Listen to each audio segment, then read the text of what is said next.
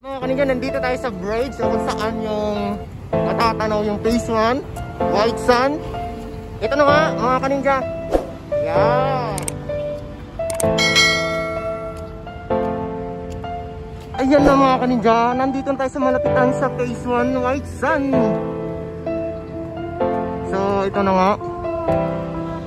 Nakita natin sa malapitan yung hangin na magpara sa phase 2. Ayan. Pero ito mga kaninja, papalukatong ginawa nila dito mga kaninja. Hindi ko alam kung gagawin nilang tulay ito papuntang phase 1 o sinadya lang talagang pataisin dahil may basta update lang tayo dito mga kaninja.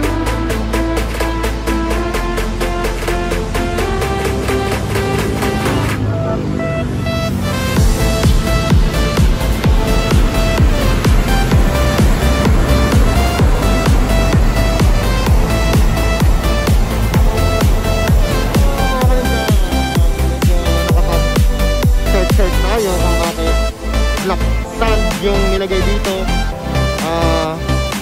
Ang sabi nila, yun daw ilalagay muna sa ilalim bago yung white sand sa ibabaw para hindi siya magastos. Kung puro white sand yung ilalagay, kung nasa ilalim naman yung white sand, hindi naman nakikita, kaya black sand yung ilalagay nila muna sa ilalim, so bago yung white sand. So yun lang yung naisip namin o dun sa tinanungan ko o sa search na ganun na nga mga kaninja, na ipapailalim nila yung black sand bago yung white sand. So abang ulit tayo sa update natin dito sa Manila Bay White Sand. So yun naman mga kaninja, mag-i-start na sila, nag-aakyatan na yung mga magtatrabaho dito sa white sand, dun sa dredger sa barge na harap natin dito mga kaninja. Ayan, dumating na yung mga trabaho dito mga kaninja para ma-umpisa na nila yung phase 1. So update tayo ulit mga kaninja. Nandito naman yung mga ano natin, mga magigiting na DPS. Ayan, tuloy-tuloy pa rin yung paglilinis nila dito mga kaninja. Ayan. So ang layo na lang nilinisan nila yung araw na ito mga kaninja. Sobrang bilis na ha. Galing na sila doon sa dulo. So ngayon umabot na sila dito sa mga US Embassy. Mga magigiting na DPS. Ayan mga kaninja.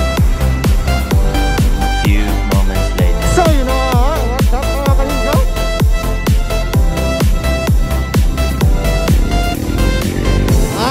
Ang init! So dito tayo sa Manila Bay mga kaninja. Meron dito mga oh my god, ayun, kitang kita mga kaninja yung mga naliligong mga kabataan.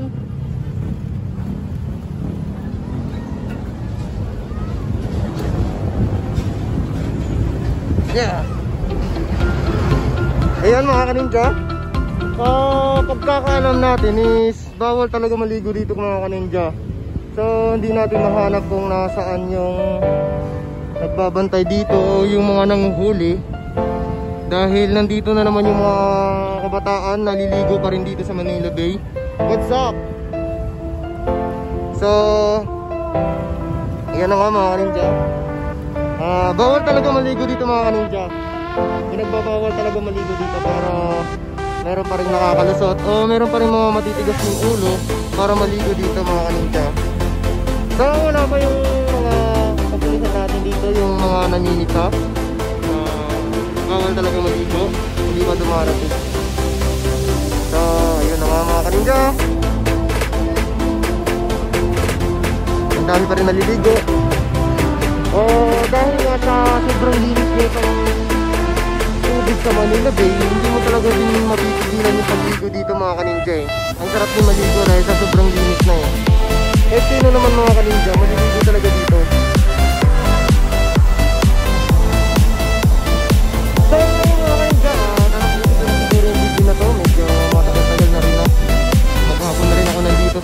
Manila Bay. So, next update ulit tayo. Baka bukas mag-update ulit ako mga kaninja. Magpapaalam na ako. Maraming salamat sa inyo sa panonood nyo. At sa pagtataga sa panonood ng video ko, sa pag-update ko ng Manila Bay. Maraming salamat sa inyo mga kaninja.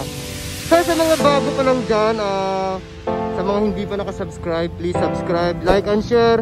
At para updated kayo dito sa Manila Bay, pakiclick lang ng notification bell. So ngayon magpapaalam na ako. Bye bye mga kaninja, bye bye.